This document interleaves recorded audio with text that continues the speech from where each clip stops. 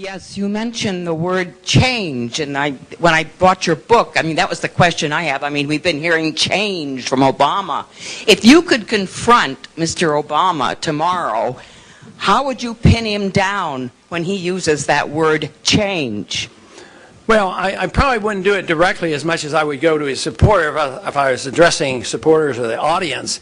That change means nothing. It's just the word, and it's a cliche. And just to repeat it has no meaning. You have to say, what are you going to change? And I would argue, you offer no change. You have the same foreign policy. You want more troops in Afghanistan. You're not talking about only going to war with a declaration.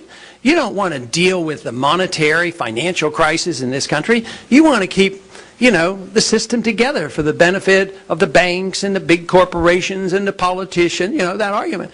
And what kind of change do you have on social policy? Do you care about sick people using marijuana? I mean, have you come out for that? And I would just hit him hard on the fact that he doesn't want change. He wants the status quo. And just saying it means nothing, but he has a lot of supporters. And the one time I was asked to comment about him, I actually tried to be, fairly soft on him, but concluded that we have a lot of differences. But I tried to acknowledge that his supporters and my supporters have a lot of overlap, and they do. So in declaring what I just said, I think it has to be done in somewhat of a diplomatic manner, and then to appeal to reason and say, look, if you want change, what you need is somebody that's going to make sure you're never going to have a draft, and that we're going to bring our troops home, we're going to balance the budget, we're going to have sound money. He never talks about any of that. Maybe you could convert him.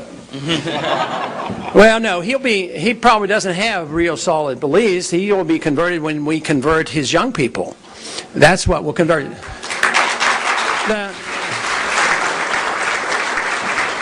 The politicians in Washington don't have much philosophy, probably never will, but that's all right. That's why we have a chance by converting people's hearts and minds, and that's where we've made our progress.